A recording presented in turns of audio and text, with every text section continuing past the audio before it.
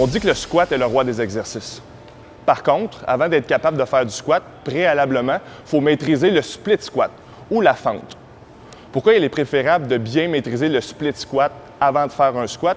C'est que la fente statique va vous donner plusieurs avantages. Donc, le premier avantage, c'est que la fente statique est un exercice qui est unilatéral, ce qui veut dire qu'on va performer une jambe à la fois. Le fait de travailler une jambe à la fois donc, va vous permettre de venir combler le déficit unilatéral qu'il pourrait avoir entre le côté droit et le côté gauche. Par la suite, le split squat est un excellent exercice pour venir améliorer la mobilité et la flexibilité au niveau des hanches et au niveau de la cheville, dû à sa bonne amplitude de mouvement. Et en dernier lieu, le split squat est un excellent exercice pour venir renforcer tous les groupes musculaires pour la santé du genou. La différence entre une fente split squat ou une fente dynamique, qu'on appelle le lunge, et l'intention dans le mouvement. Je vous explique la différence entre les deux mouvements.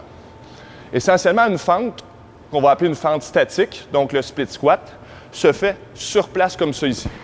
Donc, le pied avant va être pointé un 5 degrés vers l'extérieur. On va tenter de garder le haut de corps le plus droit possible.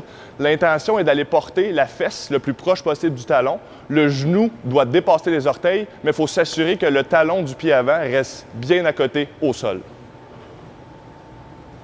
On va essayer de garder la jambe arrière le plus tendue possible lors de l'exercice.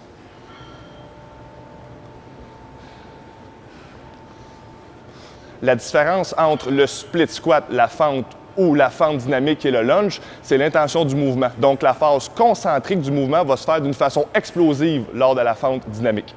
La base du mouvement reste la même. La fente statique versus la fente dynamique est initiée de la même façon. Donc, on s'assure de garder le haut du corps le plus droit possible. On pousse le genou le plus loin possible en avant. On s'assure de garder le talon bien à côté au sol. Par contre, pour la fente dynamique, on va y aller d'une explosion dans la phase concentrique du mouvement pour revenir au niveau initial.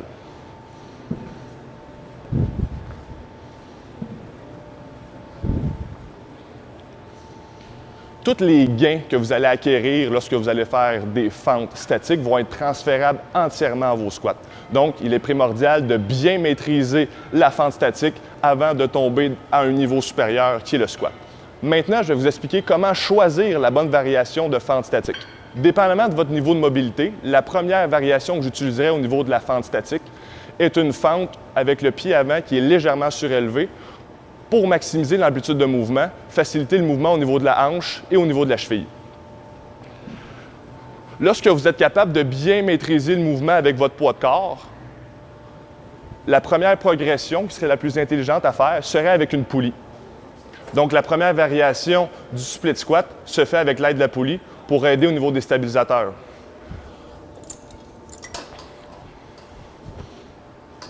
On va utiliser la main opposée à la jambe qui va travailler pour s'assurer d'avoir une position optimale lors de l'exercice.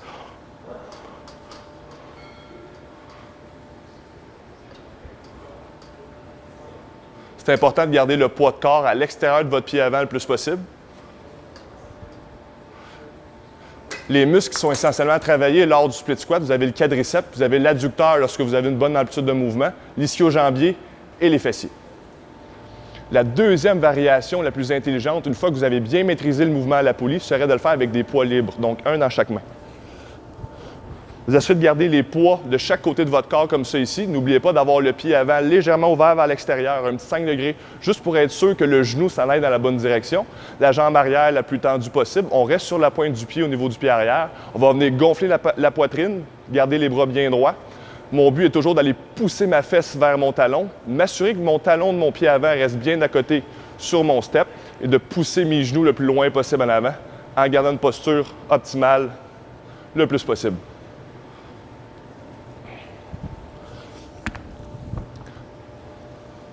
Par la suite, la troisième progression au niveau du split squat pied avant surélevé se ferait avec une barre sur les épaules.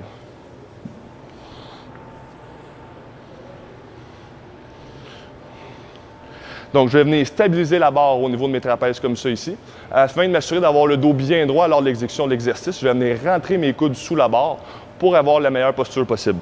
Même principe, pied avant surélevé, on va porter notre jambe arrière le plus loin possible. On va ouvrir le pied avant un 5 degrés vers l'extérieur. On garde le dos bien droit et on effectue le split squat sous contrôle comme ça ici, en restant le plus droit possible.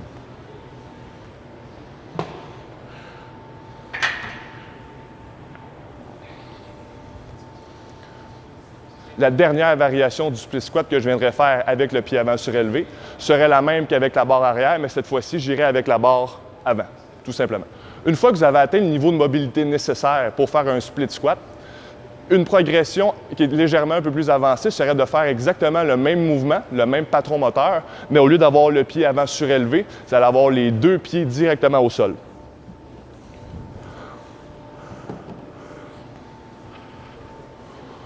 Donc, pied avant, qui est un 5 degrés légèrement ouvert à l'extérieur, on garde le corps le plus droit possible. On vient effectuer la fente.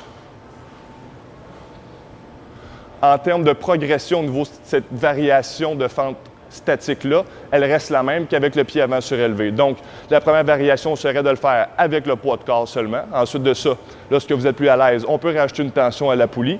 Par la suite, des poids libres dans chaque main, la barre arrière et pour finir avec la barre avant. On a vu la première variation où est-ce qu'on avait le pied avant qui était surélevé.